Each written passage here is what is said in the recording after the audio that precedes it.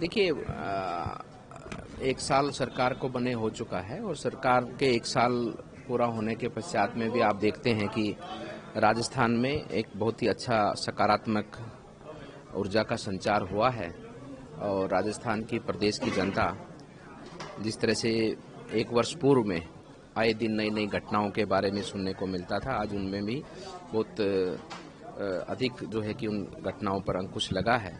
और आने वाले समय पर जो विकास की नींव रखी है, अब आने वाले समय पर उस पर आपको निर्माण होता हुआ हमें लगता है कि पूरे प्रदेश में हम सबको दिखाई देगा और एक बेहतर व्यवस्थित रूप से राजस्थान आगे बढ़ेगा। देखिए, ऐसा नहीं है, कांग्रेस को तो कार्य है देश के बढ़ते हुए विकास के ऊपर टिप्पणी करना और माननीय प्रधानमंत्री जी पर विशेष रूप से, क्योंकि कांग्रेस के हाथ में कुछ बचा नहीं है। और माननीय प्रधानमंत्री जी न केवल भारत के लोगों को एक साथ जोड़कर और चाहे किसी भी प्रकार से कोई आपस में वहाँ पर जो भी विवाद है उसके समाधान हेतु निरंतर प्रयासरत है। अगर इसी स्थिति में अगर कांग्रेस होती तो आज ये घटनाएं आपको प्रदेश के हर जिले में, हर प्रदेश में देखने को मिलती।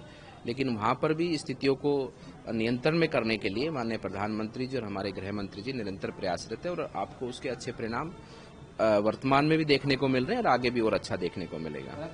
देखिए, एक एक विधानसभा को जिला बना देना, एक एक दो विधानसभा को जिला बना, वो केवल राजनीतिक स्वार्थ के लिए उन लोगों ने राजस्थान की जनता के साथ में कांग्रेस ने धोखा किया था।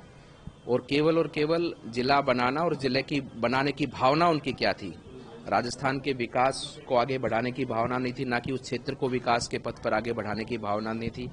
केवल जिला बनाने की भावना उनकी ये थी, एक तो राजनीतिक लाभ लेना और दूसरा जिला घोषित करने से पहले मैं तो मानता हूं और मेरी मांग है कि सरकार, हमारी सरकार उस पर जांच करे कि जिला घोषित करने से पहले वहां पर जिले के आसपास की संपत्तियां किन किन लोगों ने खरीदी थी, वहां पर जमीनें खरीदी थी कांग्रेस के लोगों ने। और जैसे जिला घोषित होने के पश्चात में 8-6-7 महीनों के अंदर ही उन्होंने वो संपत्ति बेच के निकल पड़े। और वहां के लोगों को आज ये दिन देखना पड़ रहा है कि वहां पर अनावश्यक रूप से लोगों को एक झूठा सपना उन लोगों ने दिखाया, जो कि राजस्थान के हित में सही नहीं था। जिला बनाना आवश्यक है, जहां जरूरत है उसको जिला बनना ही चाहिए, विस्तार होना प्रकृति का नियम है। लेकिन जिला कहीं बनता है तो उस जिले का कार्य भी तो राजस्थान की प्रदेश की जनता ही आगे बढ़ाएगी, क्योंकि उसका आर्थिक भार भी राजस्थान की प्रदेश की जनता पर ही आना है, कांग्रेस सरकार पर नहीं आना है, राजस्थान की जनता पर आना है। और माननीय भजनलाल जी ने बहुत अच्छा निर्णय किया है, जो आवश्यक है उसको जिला बनाना वर्तमान में भी रखा है और आगे भी जब बनाने की आवश्यकता पड़ेगी तो हमारी सरकार जिला नया बनाएगी भी, लेकिन आवश्यकता के अनुसार, क्योंकि राजस्थान के प्रदेश के हित में हमें सोचना है, ना कि एक विशेष स्थान के लिए सोचना है। देखिए, ऐसा कुछ नहीं है, ऐसा कुछ नहीं किया गया, ऐसा कुछ नहीं है, मस्जिदों की बात नहीं है, मंदिरों की बात नहीं है। जो सही है उसकी बात है, जो सही है उसकी बात है, जिसका अधिकार है उसकी बात है। और जिन लोगों ने किसी के हमारे पूजनीय स्थलों पर आक्रमण कर उनको कब्जा किया है, तो क्या जिनका प्रॉपर्टी है, जिनका मकान है, जिनका दुकान है, जिनका मंदिर है, क्या उनको आज न्याय नहीं मिलना चाहिए क्या? तो न्याय ही तो मिल रहा है और उसके अलावा कुछ नहीं है। देखिए, कांग्रेस तो यही चाहती है ना कि अपने देश पर अतिक्रमण हो। हमारी सरकार सीएए का बिल लेकर आई, उस पर क्यों विरोध हुआ? इसीलिए हुआ क्योंकि कांग्रेस नहीं चाहती है कि देश के अंदर एक स्थिर और अच्छी व्यवस्था चले। कांग्रेस तो यही चाहती है कि देश में उनके बिरादरी के लोग, उनके मानने वाले लोग, और जो उन लोगों को, ऐसे लोगों को संरक्षण दे जो उनके लोग बनकर रहे।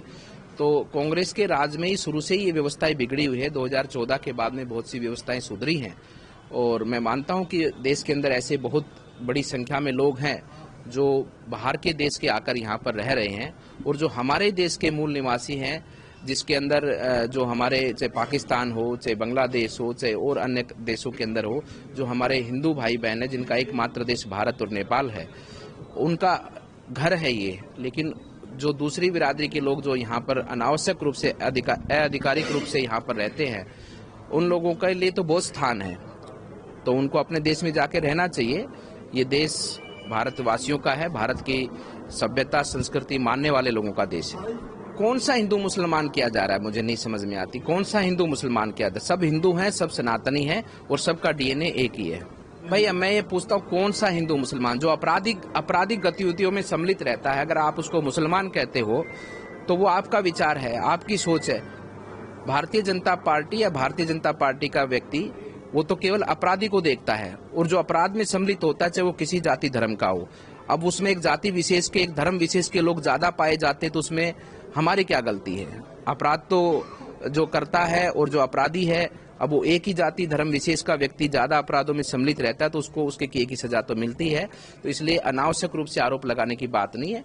जिस पर भी कार्रवाई हो रही है, जो गलत है उसी पर कार्रवाई हो रही है, और उसके अलावा कुछ नहीं।